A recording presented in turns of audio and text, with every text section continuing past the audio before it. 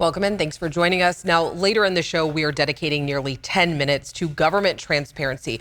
For some, this is really a life and death situation. People whose home has burned down in wildfires, they are still waiting for the money that they are owed. And Governor Newsom has rejected our repeated interview requests for the past 5 years on this matter. But first, let's go ahead and get to some of our top stories. We start with drag shows. They have been the point of heated debate across the country. And tonight, city leaders in Stockton are facing controversy. Should a park known for being family friendly be the site for a drag show? Luke Cleary is live in Stockton on this story tonight. Yeah, and an indication of just what a hot topic this is right now. City chambers are at capacity. It's standing room only here in the lobby as well. And I should point out that this is a topic that's not even on the city agenda tonight. People are coming out to make their feelings heard in the citizen comments portion of the city council meeting. But again, you've got dozens of people here crowding the chambers. You'll hear people on both sides of this bursting out into applause when they hear something they like. And emotions are running really high on both sides of this issue. It all stems from the San Joaquin Pride Center applying for a permit to put on this family-friendly drag show as a fundraiser for Pride Month. That will be happening on June 17th, and it's taking place at Pixie Woods, which is a beloved family park in this community. And that location, as we hear again, applause breaking out, but it's that location that seems to be behind some of the strong emotions on this issue. I should point out that there are people on religious groups and local political action groups that come out on both sides of this issue. We'll dive into this more tonight on Late News Tonight at 11. Alex? All right, Luke, thank you. Here's what else people are talking about today. The Sacramento County Board of Supervisors, they just gave themselves a raise, a 36% raise. The county says salary levels for the board have not been reviewed for market comparability since 1991. Supervisors will go from being paid about $127,000 to $173,000. Social media is harming children. That's the latest message from the country Surgeon General. He says teens that spend more than 3 hours a day on social media double their risk of having depression and anxiety. And state lawmakers are preparing for a big day at the Capitol tomorrow. They are holding their first task force hearing on fentanyl and other life-threatening drugs. The task force chairman says that the state needs to plan to address the epidemic. We have to stop these drugs from coming into our community. We have to get more people into treatment. We have to make sure emergency interventions are available, and we have to work together. Tomorrow's hearing will include experts from California's public health, law enforcement, criminal justice, and education systems. And the homeless crisis is something that we continue to follow here on To The Point. Starting next month, people living within the city of Sacramento can start filing complaints to the city if they see encampments on public property. And this is all part of Measure O, which was passed by voters during the November 2022 election. Our Jeannie Nguyen is live outside of City Hall tonight asking just how prepared the city is to handle these calls. Jeannie, what do we know so far? Alex, right now here at City Hall, city officials and Sacramento County officials are currently in a meeting to discuss the plans stemming from Measure O. Now, at this point, it's still a little unclear as to what those plans are, but some people believe the city is way in over their heads. It's been a month since Christina Qualls has been living right here next to Sacramento City Hall. Been through a lot out here, so it is very difficult for people like us. Not having a permanent home base has been challenging for Qualls and others in her similar situation. And in about a month, that will only get harder when residents within the city of Sacramento can start filing complaints to ask the city to remove encampments on public property. We're considered living as well, just like the people that's living in homes.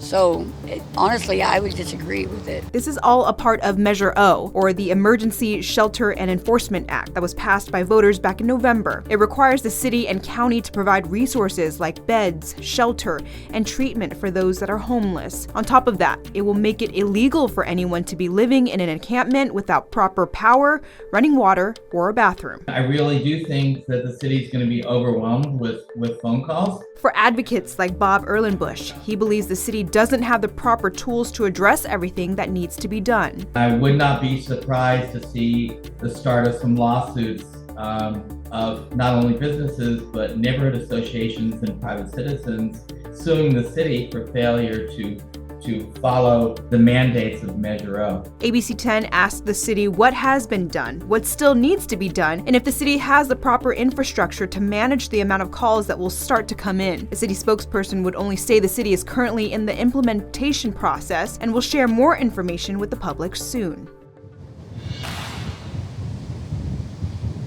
Now, again, here at City Council, the city officials and county officials are currently in that meeting to discuss their plans. And as a part of Measure O, once the city gets a complaint, it has 20 days to inspect and respond to the resident. Alex, back to you. Thanks, Jeannie.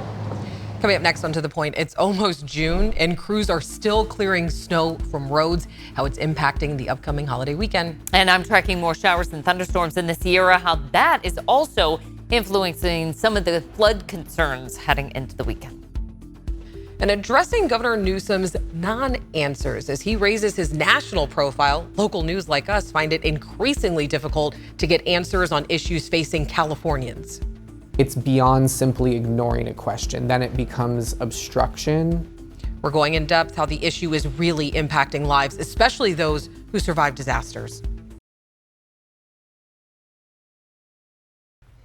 New video from Caltrans shows just how much snow still needs to be cleared from Highway 4 in Alpine County. This is Ebbets Pass, where Caltrans says that crews are still encountering snow as high as 20 feet. They're devoting as much equipment as they can to get this area cleared and back open for summer travel. Some campgrounds in the Tahoe area will also stay closed this Memorial Day weekend due to snow. We're still here. Right.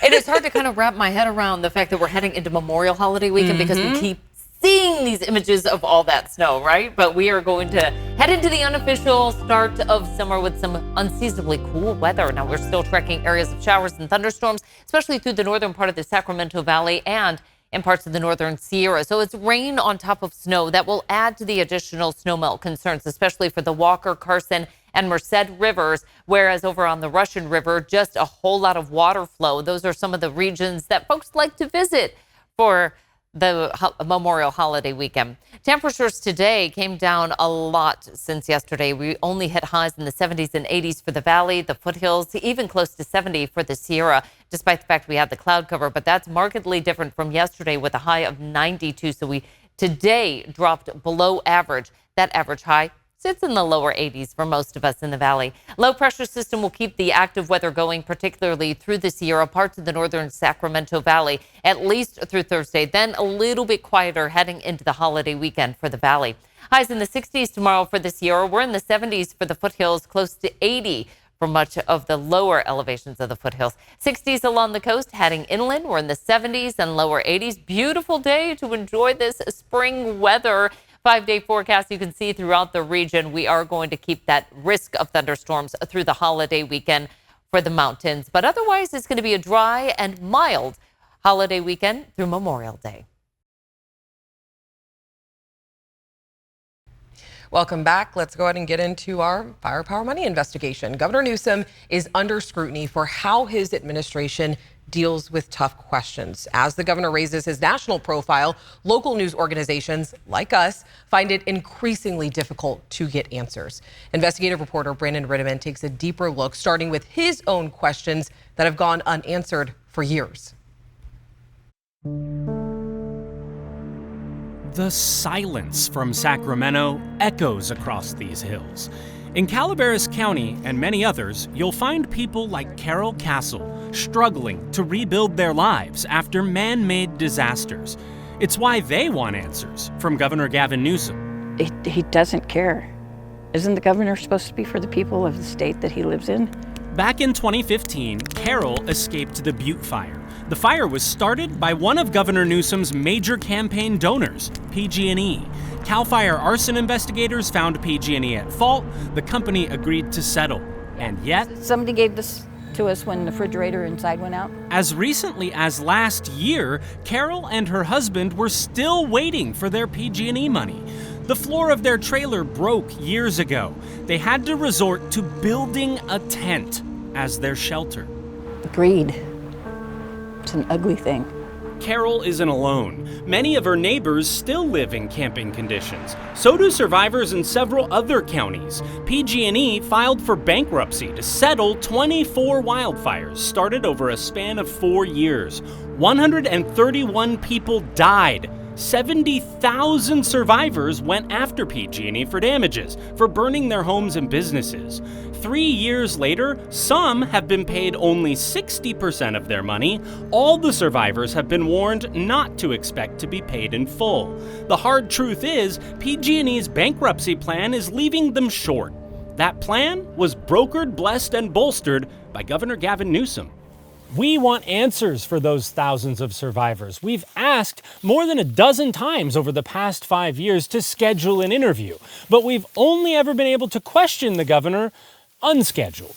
Hey, on wildfires, Governor, the trustee for PG&E's 70,000 victims, Governor, says that your bill left them out. Sorry. How do you respond? We're done with the press conference. Thank you. You don't have anything to say to the victims who are $2.5 billion short, according to their trustee, Governor?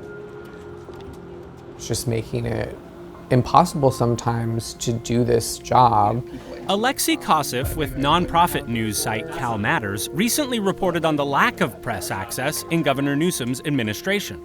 You know, it is a strange position to be in as a reporter because you never want to make yourself the story. But this has been a growing issue for the press corps over the past few years.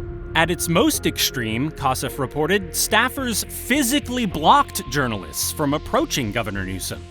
That happened to us here. Well, there's a new sheriff in town in California where we brought big oil to their knees. Governor Newsom held a bill signing event hammering on the greed of oil companies. $75 billion of stock buybacks and dividends increases. Dividends are behind our two questions. How is it fair for PG&E to pay profits to shareholders again when its fire victims aren't fully paid? And what will the governor do to help them? And you guys have plenty of questions. I'm happy to answer all of them. But the governor didn't take all questions. So we followed, hoping to ask ours, but staffers intercepted us. So we're not taking more questions. As the governor ducked down the stairs, a group of staffers blocked our camera with their bodies. The governor is not obligated to answer our questions, but to physically block reporters at an event from even trying to do their job, you know, it's beyond simply ignoring a question. Then it becomes obstruction. I want to get you all the information that we can get you on this, but just email us and we'll be happy to provide it. I have your word on that? Yeah, absolutely. Okay. Yeah.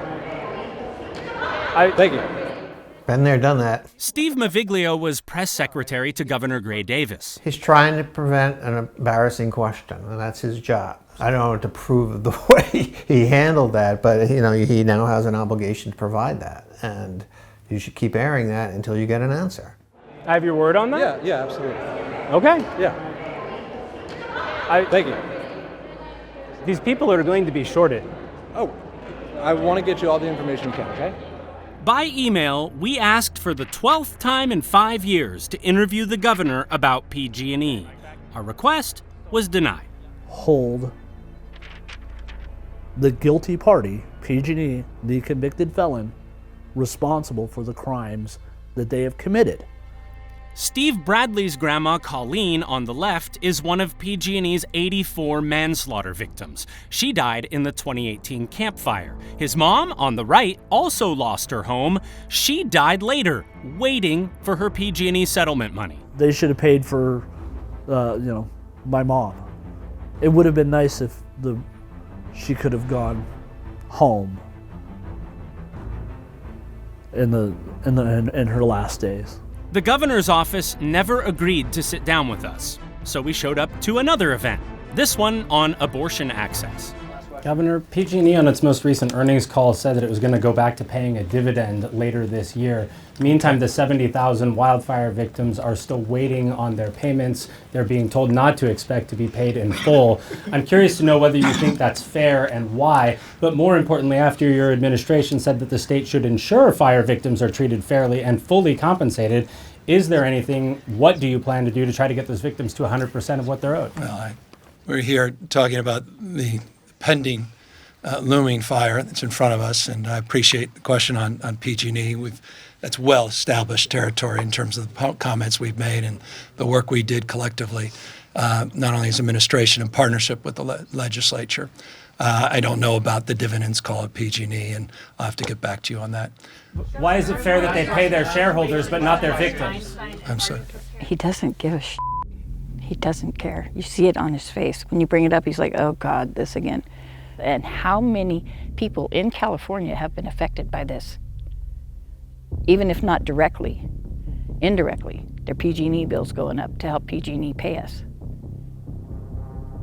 And he doesn't care.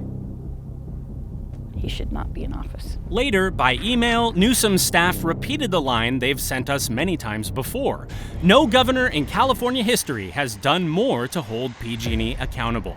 The statement described some of the bankruptcy process, but it didn't answer our two questions. Does he think this treatment of PG&E victims is fair, and does he plan to help them? Some fire attorneys have asked the governor for a state loan to help pay victims. That went nowhere. PG&E created that debt. They need to pay that debt. Steve Bradley doesn't want the state to pay. If PG&E now has enough money to pay dividends, he says, it should pay. And no one should be making any extra money until those victims have been paid for.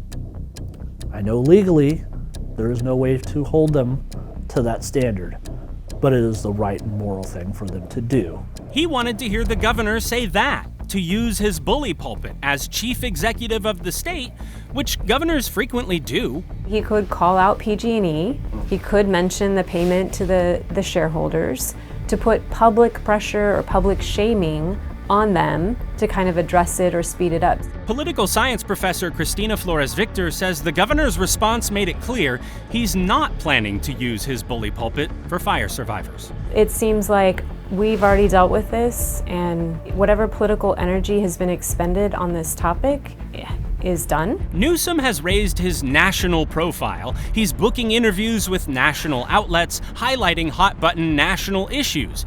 But some of the issues the California press wants to ask about, like homelessness, problems with state programs, or the bailout of PG&E, they don't get him the good headlines. They maybe get him the bad headlines, right? You can understand the strategy, right? Say nothing and perhaps the story will go away, and sometimes it does. And you know, that's what makes it an effective strategy, and that's why people continue to do it. For Carol and thousands like her, this story won't go away. It's her life. She finally has a real roof over her head.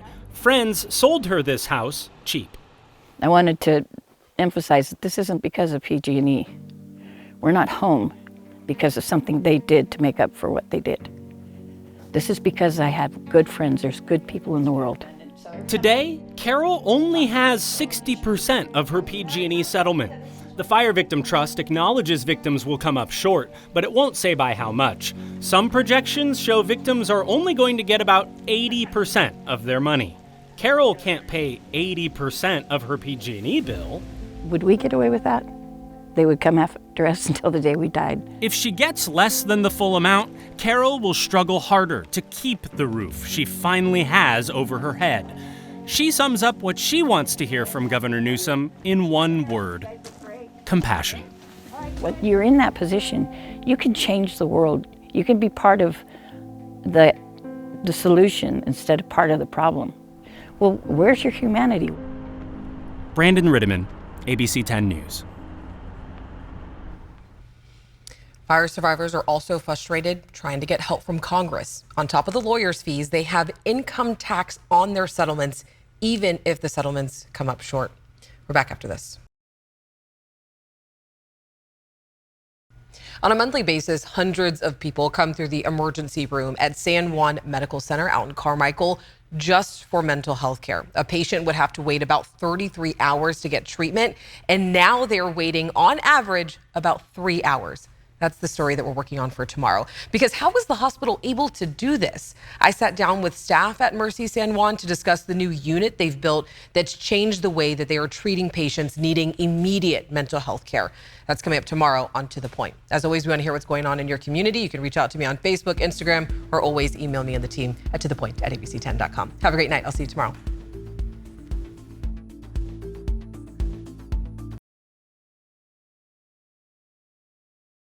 Hey, it's Alex. Just wanted to say thank you so much for watching. I really love hearing from everyone, and I hope that you'll stay in touch. Reach out to me on Facebook at AlexBellTV, or you can email me at tothepoint@abc10.com, or you can even send me a text message at 916-321-3310.